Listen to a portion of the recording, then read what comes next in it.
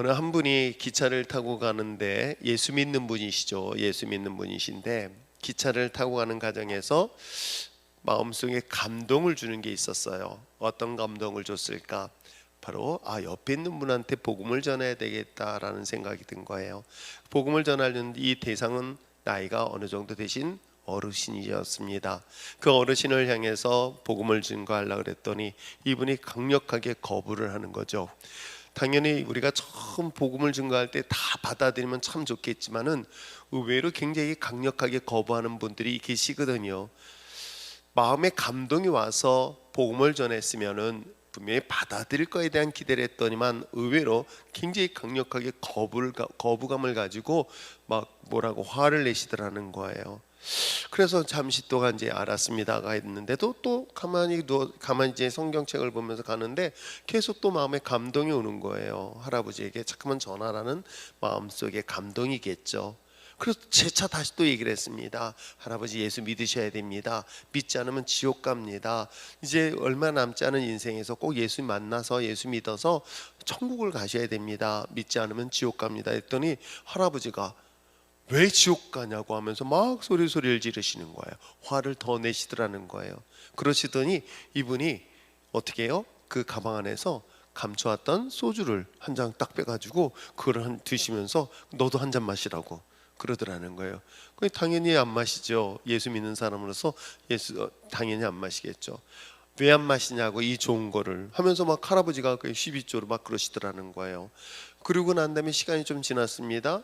또 세 번째, 가만히 있으면 되는데도 계속 마음속에 감동이 오는 거겠죠. 그래가지고 또 할아버지한테 다시 얘기했어요. 술도 어느 정도 드셨고 그래가지고 할아버지한테 그래도 기분 좋으셨습니까? 라고 했더니 소주 한 잔 마셨더니 기분이 좋아지신 모양이죠. 그래서 예수 믿으시라고 그랬더니 또 화를 내시더라는 거예요. 그러면서 이제 일어나셔서 화장실 가신다고 가신 거예요. 근데 나가시더니 안 들어오시는 거예요. 한참 동안 안 들어오시는 거예요. 그때는 승무원이 오신 거예요. 기차 승무원이 들어와서 옆에 있는 할아버지 어떤 관계냐고, 아무 관계도 아니라고. 아니, 두 사람이 뭐라고 얘기하는 것 같던데 아니라고. 사실은 자기는 예수님을 전하라고 했다. 왜냐면 이분이 화장실 간다고 나가셨다가 실족사를 할 뻔한 거예요. 기차에서 떨어뜨린 거죠. 이게 그럴 수가 있었을까? 옛날 얘기죠. 지금같이 요즘은 좋은 시대 속에서 문 다 가로막혀 있었지만 옛날에는 그런 게 아니었기 때문에, 그러니까 그 옛날에는 소주도 마셨던 시절, 저 역시도 그런 경험이 있었지만 어느 한 분의 그런 이야기를 들으면서 왜 그때 하나님께서는 그분의 마음속에 감동을 주었고 그 감동 주는 마음을 가지고 전했었을 때 받던 안 받던 전해야 되는 이유가 왜 그 순간에 있었을까? 제가 그 얘기를 들으면서 옛날에 그 생각이 났어요. 제가 버스에서 아침마다 출근할 때마다 봤던 분, 근데 마음속에 감동이 왔는데 그 복잡한 버스, 아침 출근 시간 얼마나 복잡해요. 그 복잡하게 막 부대끼는 데서 내가 예수를 전하라는 하나님의 사인을 마음속에 감동을 주는 게 너무 불편한 거예요. 한번 생각해 보세요. 기차같이 단 둘이 앉아서 가는 거라면 얘기라도 해보겠지만은 이 몸이 부딪히면서 이리저리 막 꽉 껴가고 있는 그 만원 버스에서 왜 하나님께서 갑자기 저에게 그런 마음을 주셨는지, 그러니까 자신이 부끄럽죠. 당연히 사람들 많은 데서 예수 믿으시겠습니까? 라고 하는 말이 이게 쉽겠어요. 그래서 한 주, 두 주를 지났습니다. 그런데 두 주가 지났는데 어느 날 그분이 안 보이는 거예요. 나중에 얘기 들어보니 그분이 사고로 돌아가셨다는 거예요. 제가 그 한 분의 간증의 이야기와 제 얘기를 같이 오버랩하면서 여러분 어떻습니까? 어찌 보면 저는 전하지 못했고 그분은 전했습니다. 받아들이는 것에 대한 결과는 달라질 수 있었지만 한 가지 분명한 사실은 우리가 때를 어떤지 얻지 못하든지 우리를 구원하신 그 주님의 복음은 누군가에게 끊임없이 전해야 될 상황에서는 적극적으로 전해야 되는 것을 여러분 잊지 마시길 부탁드립니다. 얼마 전에 GBS 하면서도 한 자매가 화상을 입었던 이야기를 했습니다. 그 화상을 입은 가운데서 치료하는 과정에 자신의 다른 분이 천주교인인 거예요. 그분을 위해서 기도하고 예수에 대한 이야기를 할 수 있었던 것, 여러분 어떻습니까? 내 마음속에 복음을 전하라는 주님의 명령은 우리 마음속에 끊임없이 부담감으로 다가온다 할지라도 이것은 우리가 전해야 될 마땅한 사명이라는 것 잊지 마시고 올 한 해는 여러분들이 스스로 결단하시길 바랍니다. 저는 굉장히 중요한 원리 중에 하나는 여러분, 우리가 주님 앞에 쓸 것입니다. 모두 주님 앞에 쓸 것이에요. 저 역시도 하나님 앞에 쓸 것입니다. 그리고 목사로서 너 뭐하다 왔니라고 할 거예요. 그럼 저는 하나님이 가장 기뻐하는 정답이 뭘까요? 하나님이 가장 기뻐하는 답이 뭘까? 예, 교회 일 열심히 했어요. 봉사 열심히 했어요. 근데 가장 중요한 것은 내가 일을 많이 한 게 중요한 것이 아니라, 내가 일을 더 많이 했다는 게 중요한 것이 아니라, 내 명예를 보지 않고 내가 노회장이 되어 흉회장을 된 그걸 보지 아니하시고 너를 통해서 복음을 전하였고 그 복음을 통해서 구원받은 자가 있느냐라는 것을 질문하지는 않을까요? 이거는 너무나 중요한 문제이기도 하기도 합니다. 왜? 저의 신앙 속에서의 열매는 뭘까요? 제 삶의 열매는 결국은 생명인 거예요. 이거는 어떤 경우일지라도 부정할 수 없어요.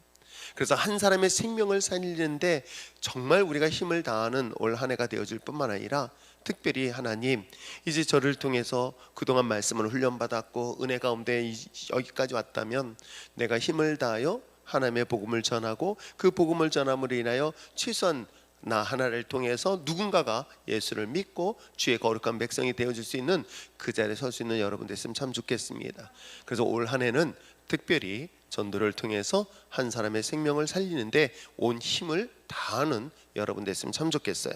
한 사람의 생명을, 저도 마찬가지입니다. 한 사람의 제대로 된 믿음의 사람이 있었으면 좋겠다라고 저도 사실은 기도하면서 하는 거예요. 저같이 예수에 미친 사람이 한 사람만이라도 됐으면 참 좋겠다.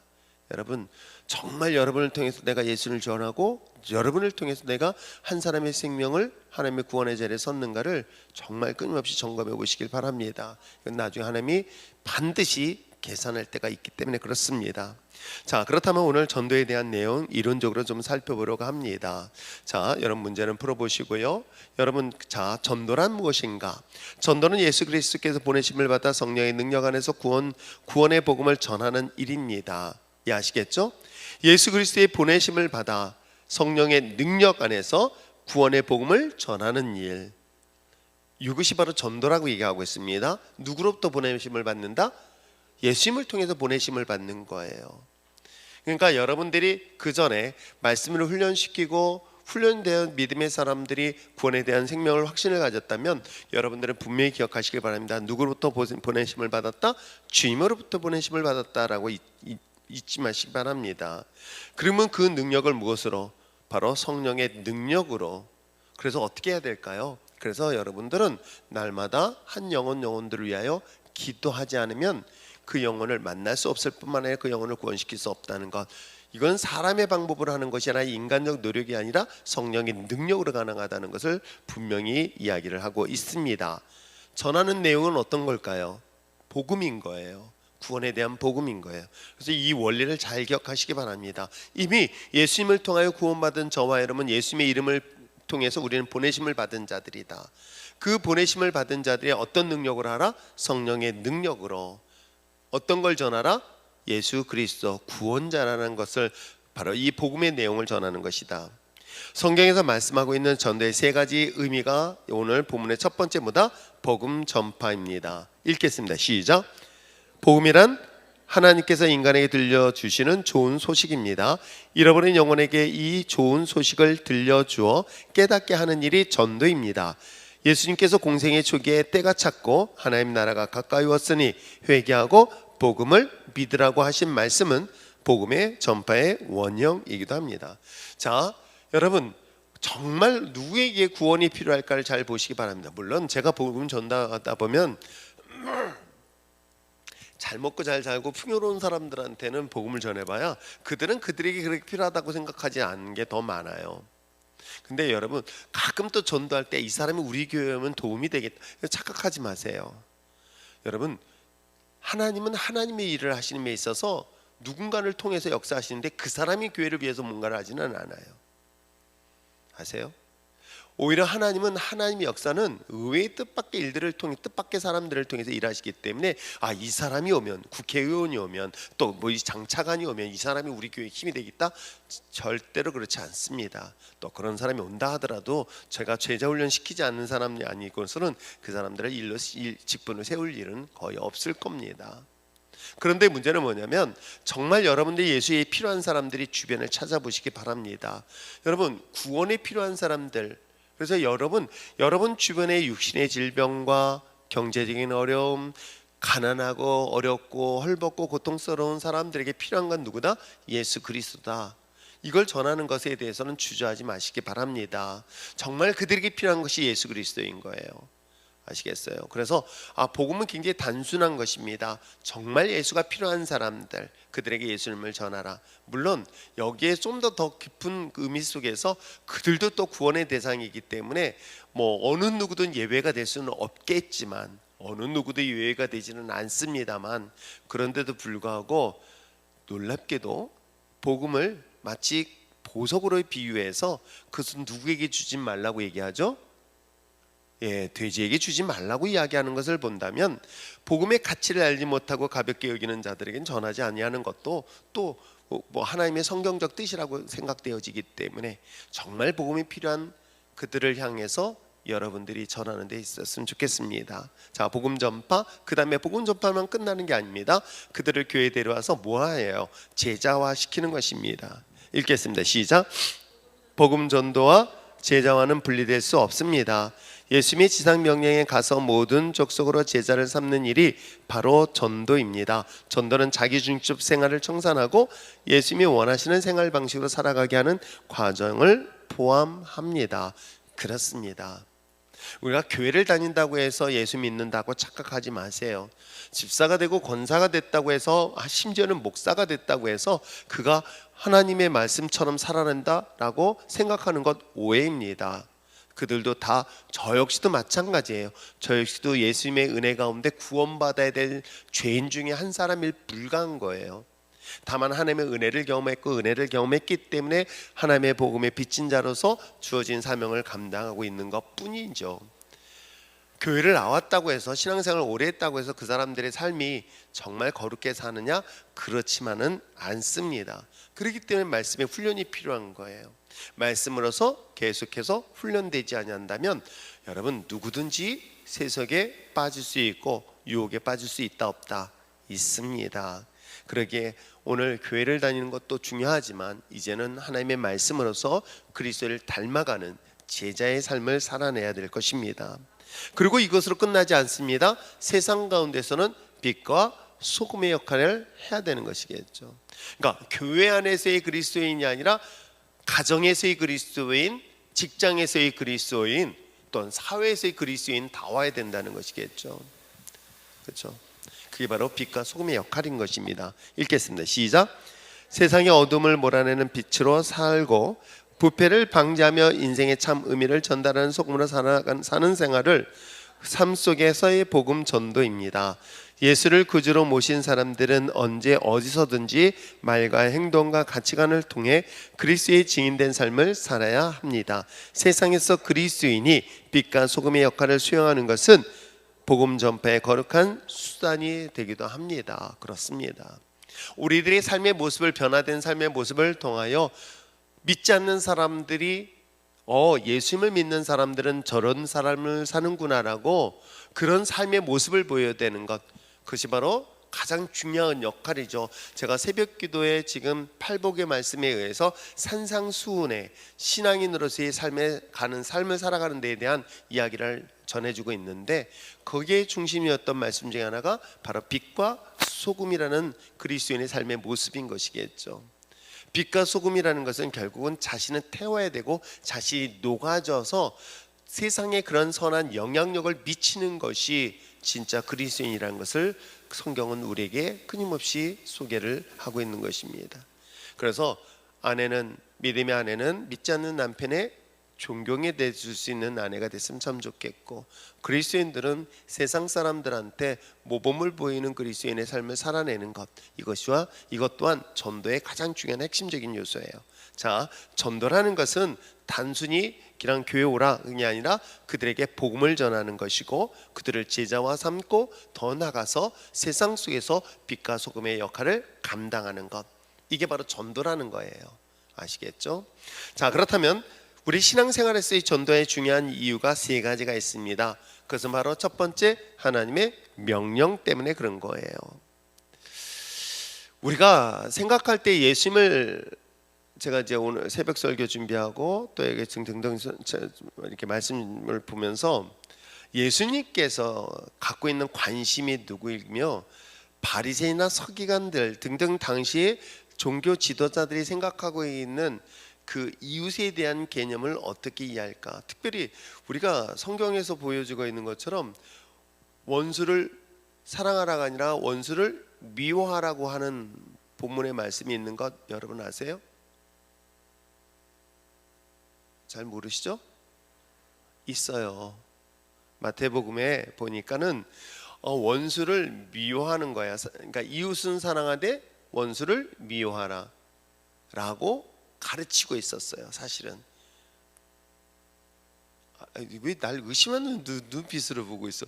진짜예요. 이게 왜 그러냐면 사실은 여러분 원수를 미워하라는 말은 어디에도 없어요.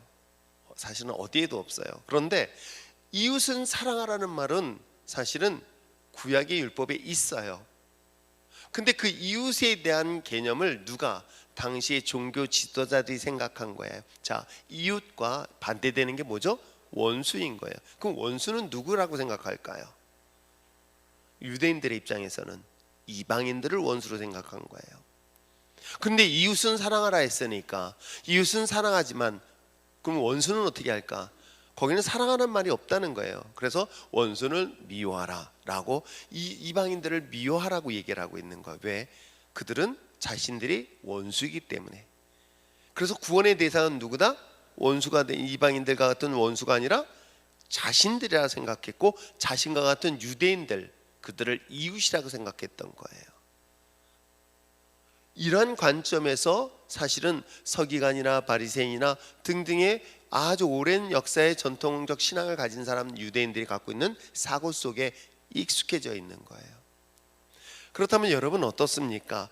우리가 정말 하나님의 말씀에 대하여 복음을 전하는 것은 우리가 정말 필요한 사람들은 예수를 믿지 아니한 심판받아 마땅할 그런 죄인들을 주님께서 원하시고 있는 것 아닐까요? 그렇기 때문에 그것은 하나님이 우리에게 주신 마음인 거예요. 그래서 우리가 보여주고 있는 것처럼 우리 탕자의 비유 속에서 집 나간 탕자의 관심이 아닌 집안의 아버지의 마음을 모르고 있는 장남에 대한 책망의 메시지처럼 오늘 여러분들이 하나님의 마음에 하나님의 관심이 어디에 있는가? 바로 그것은 이 땅 가운데 내가 생각하는 원수, 내가 생각하고 있는 미움의 대상이 되는 이 사람이 누가 관심을 갖고 있다? 주님이 하나님의 관심 갖고 있다는 것을 꼭 기억하시길 바랍니다. 그것이 바로 하나님의 마음을 아는 그리스도인의 삶의 모습이겠죠. 그래서 먼저 여러분, 전도라는 것은 선택이 아닙니다. 여러분, 우리가 선택해야 될 것들이 있지만 명령에 따라서 순종해야 될 것이 있습니다. 그것이 바로 하나님이 주신 명령, 그것이 또한 전도 중에 하나, 전도도 그 중에 하나일 거예요. 그래서 아마 이 전도의 명령은 구원받은 믿음의 자녀들에게는 당연히 해야 될 사명 중에 하나이기도 합니다. 자, 그러면 하나님의 명령 한번 읽어볼까요? 읽겠습니다. 시작. 하나님의 명령입니다. 지금도 주님은 내가 누구를 보내며 누가 우리를 위하여 갈꼬 하시며 우리를 부르시고 계십니다. 기독교 역사상 전도가 하나님의 소원과 시대적 요청에서 벗어난 적은 단 한 번도 없었습니다. 전도하는 교회가 성장하는 이유는 전도가 하나님의 명령에 순종하고 하나님의 소원을 이루어 드리는 것이기 때문입니다. 그렇습니다. 하나님의 복음을 전하는 것은 어찌 보면 하나님의 마음을 기쁘시게 하는 중요한 사명이라는 것 잊지 마시고요. 이 전도의 소망을 가지고 여러분이 애쓰는 올 한 해가 됐으면 참 좋겠습니다. 자, 두 번째 볼 수 있는 건 뭘까요? 하나님의 명령일 뿐만 아니라 그것이 교회 성장의 척도이기도 합니다. 읽겠습니다. 시작. 효과적인 전도 활동은 교회 성장으로 이어집니다. 사도행전에 또 보면 성령 충만한 역사로 초대교회의 복음 전도가 활발히 일어나자 구원받는 사람과 제자의 수가 늘어났다고 여러 번 걸쳐 기록되어 있습니다. 이러한 교회 성장의 목표점은 궁극적으로 천국 성장에 있습니다. 천하보다 귀한 영혼을 구원하여 하나님의 통치하심 안으로 이끄는 일만큼 가치 있고 귀중한 일은 없을 것입니다. 그렇습니다. 자, 하나님의 명령이며 이것이 또한 교회의 성장의 척도가 되는 것이다. 근데 여러분, 교회가 성장하는 것만큼 개인의 삶도 성장할까요? 합니다. 이건 반드시, 이건 생명의 유기적 관계이기 때문에요. 개인의 신앙이 개인의 성장이, 신앙적 성장이 교회의 성장을 가져다주고, 교회의 성장이 또한 개인의 신앙의 성장을 가져다준다. 그래서 교회는 계속 여러분들에게 비전을 주는 거예요. 제가 여러분들에게 지금까지 아마 저랑 신앙생활하면서 들어왔던 이야기들 중에 뭐라고 얘기하고 있습니까? 입이 살아야 여러분이 산다라고 얘기했습니다. 어떤 환경 속에서도 하나님의 역사하심을 뭐하라? 기대하라고 이야기하고 있습니다. 여러분, 믿음으로 선포하라고 얘기하고 있습니다. 바라보는 대로 역사할 것이라고 이야기를 하고 있습니다. 여러분, 과거 지향적이지 않아요. 미래에 대한 지향성을 갖고 있는 거예요. 내가 지금 처한 환경이 중요하지 않습니다. 내가 비록 지금 처한 환경이 환난과 또한 고난과 고통 속에 있을 때 오히려 이것을 통해서 역전시키는, 이걸 통해서 기적을 행하시는 하나님의 능력을 기대하라고 이야기를 하고 있습니다. 이런 기대의 믿음에 대한 기대는 결국은 개인의 삶을 변화시켰고 성장시킨 것 또한 사실이기도 합니다. 그런데 개인의 성장으로만 끝나는 것은 아닙니다. 이제 제가 여러분의 이 교회에 대한 비전을 한 단계 더 업그레이드 시키려고 하는 것입니다. 단순히 교회 숫자를 제가 목표로 두지는 않습니다. 저는 메가처치가 교회가 긍정적인 점도 있지만 꼭 긍정적이라고 생각하지는 않고 있기 때문에 그래요. 교회가 여러분 한 사람 한 사람들이 말씀에 훈련이 되어 있고, 그리고 이 제재에 대한 비전이 확실한 사람들이 세워지면은 그 다음부터는 여러분들이 한 사람 한 사람 맡겨진 영혼들을 위하여 어떻게 하면 말씀을 훈련시키고 말씀 앞에 세워질 것이고, 이것들은 저와 지금까지 저랑 같이 해왔기 때문에 충분히 그 일들을 감당할 수 있을 것이라고 제가 지금 확신이 되어 있기 때문에, 이제는 올해부터는 특별히 교회 성장에다 더 포커스를 맞춰야 되겠다라고 확신을 갖고 선포를 하는 것입니다. 사랑하는 성도 여러분, 이제는 여러분의 지경을 좀 더 넓히시길 바랍니다. 여러분 한 사람의 생명은, 여러분 정말 하나님은 하나님이 일을 하실 수 있도록 나에게 무엇을 주시는지 아십니까? 권세와 능력을 주시게 되어 있습니다. 예수님께서도 70명의 제자들을 둘씩 짝지었습니다. 그리고 내보냈습니다. 그냥 내보냈나요? 아니에요. 반드시 그에게는 권세와 능력을 허락하셨습니다. 하나님의 복음을 증거할 때 여러분 어떻습니까? 인색하면 안 되잖아요. 그러니까 재정적인 능력도 허락하십니다. 내가 복음을 증거하는데 밥 한 번이라도 더 살 수 있도록 하나님 경제적인 능력도 주시고요, 건강도 주십니다. 지혜를 주시고요. 또 어떻습니까? 하나님의 복음을 전하는 데 있어서의 각 가정을, 만약에 예를 들어서 자녀가 문제를 일으키고 맨날 부부싸움하는 가정에서 어떻게 복음을 전할 수 있겠습니까? 하나님은 그 가족 또한 지키시고 인도하시게 될 줄 믿습니다. 하나님이 일을 할 때는요, 하나님은 그 삶을 책임져 주세요. 하나님이 일을 할 때는 하나님의 능력 가운데 우리의 삶을 붙잡아 주신다는 거예요. 그렇기 때문에 세상 속에서 부끄러움을 당하지 아니하도록 하신다는 것 잊지 마시길 바랍니다. 자, 교회 성장은 단순히 우리가 외적인 성장을 말하는, 저는 정말 내적인 성장, 제가 하나님 앞에서 정말 구원받는 자가 더하는 것, 즉 하나님은 날마다 초대교회의 역사 속에서 많은 사람들이 모이는 것으로 끝나는 것이 아니라 그들에게 있어서 날마다 구원받는 자가 더하여지고, 더한 그들이 예수님의 제자화 되어지는 것, 이게 바로 이 교회가 추구하는 방향인 것 잊지 마시길 부탁드립니다. 자, 신앙생활 속에서 전도가 중요한 것은 하나님의 명령이고 이것이 곧 성장이다. 그 다음에 더 나아가서 신앙의 성장의 도구로 사용될 수 있습니다. 읽겠습니다. 시작. 전도는 그리스도인의 신앙과 영성을 개발하는 기회가 됩니다. 사도 바울 일행은 로마에서 죄인의 신분이었음에도 담대히 하나님 나라를 전파하며 주 예수 그리스도에게 관한 것을 가르치되 그 많은 사람이 없었습니다. 신앙은 체험으로 이어지는 믿음이 있어야 더 견고해지며 분명한 확신을 갖게 됩니다. 복음을 전하면서 사람들과 맞닥뜨리는 가운데 자신감과 용기를 또 얻게 됩니다. 그러니까 하나님의 일을 할 때, 복음을 전할 때요, 하나님께서는 나에게 할 수 있도록 환경과 상황을 열어주신다. 담대하게 하신다. 그리고 선포한 대로 이루어진다. 여러분, 하나님의 자녀가 선포했는데 역사는 하나님이 하시는 거예요. 하나님이 하실 것을 믿고 선포하면 또 그대로 이루어지면 놀랍게도 그것이 누구에게 돌아오는지 아십니까? 자기의 삶의 가족으로 돌아온다는 것이에요. 그래서 여러분, 이제 내가 여러분의 영혼이 이제 이런 생각이 들어요. 이제 얼마 남지 않은 시간에 정말 활활 타올라서 하나님 앞에 거룩하게 서는 그날까지 정말 뜨거운 열정을 가지고 살아낼 수 있도록 주님 앞에 나온 여러분 됐으면 참 좋겠습니다. 그래야 해서 마지막까지 하나님의 주신 사명을 끝까지 감당하고 남을 수 있는 저와 여러분 됐으면 참 좋겠어요. 자, 우리 전도 이제 처음 시작했습니다. 이제 여러분들이 마음속에 기도하세요. 내가 특별하게 기도해야 할 대상들, 주변에 지나가는 사람들, 그리고 마음속에 감동되어지는 사람들 하나님 앞에 담대하게 선포하라고 한다면 그냥 간단하게 얘기하면 돼요. 예수 믿고 구원받으세요 라고 그냥 선포하세요. 그냥 역사는 하나님이 하시지 내가 하지 않아요. 내가 두려워서 주저할 때 말씀드린 것처럼 그로 인하여 하나님의 영광을 경험할 수 없어요. 아시겠어요? 그러니까 하나님이 일을 할 땐 하나님이 담대하게 선포할 수 있도록 나에게 권세와 능력을 주신다 안 주신다? 주십니다. 절대 부끄럽게 하지 않습니다. 그것에 대한 확실은 여러분들과 저와 함께 쭉 지켜오면서 왔잖아요.